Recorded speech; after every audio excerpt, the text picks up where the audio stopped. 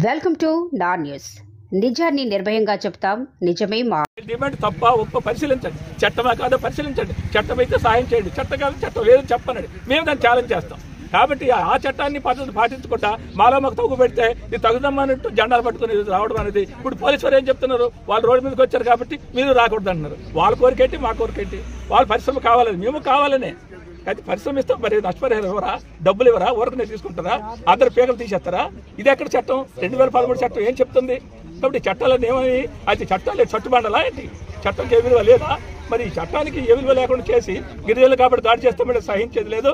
ఆదివాసుల్ని గిరిజనులందరినీ ఏకం చేస్తాం, ప్రధానికం పెద్ద ఎత్తున ఉద్యమిస్తాం. కాబట్టి ఈ రోజు ఇటువంటి ఆటంకాలు ఎన్నైనా ఆటంకాలకు వ్యతిరేకంగా పోరాటం తప్పదు. కాబట్టి జెన్యున్ సమస్య అవునా కాదని ప్రభుత్వం, యంత్రాంగం, పోలీసు వారు కూడా ఆలోచించాలి. మీరు చెప్తున్న డిమాండ్లో న్యాయం ఉందా లేదా కూడా ఆలోచించాలి. ఆ న్యాయం కోసమే ఈ రైతుల తరఫున మేము ఉంటాం. ఖచ్చితంగా ఈ రోజు ఎంఆర్ఓ కావచ్చు, కలెక్టర్ కావచ్చు, ఆర్డీఓ కావచ్చు, వీళ్ళందరూ పరిగణలో తీసుకుని మా డిమాండ్ని పరిష్కారం చేయాలి. అందుకని పోలీసు వారికి మేము కోరేది ఏంటంటే, వాళ్ళతో తగు మేము రాలేదు, మాతో తగు ఆలోచిస్తుంటారు. పెర్మిషన్ తీసుకోవాలన్నారు, పెర్మిషన్ ఓకే, మేము చెప్పాము శాంతియుతంగా నిరసన చేయడానికి వచ్చాం తప్ప తగ్గుపడడానికి మేము రాలే. కాగితం ఇవ్వడానికి వచ్చాం, మెమరాండం ఇవ్వడానికి కూడా మేము అన్ని మీ పెర్మిషన్లు అన్ని తీసుకొని గిరిజనులు వచ్చి అక్కడ చేయగలుగుతారు.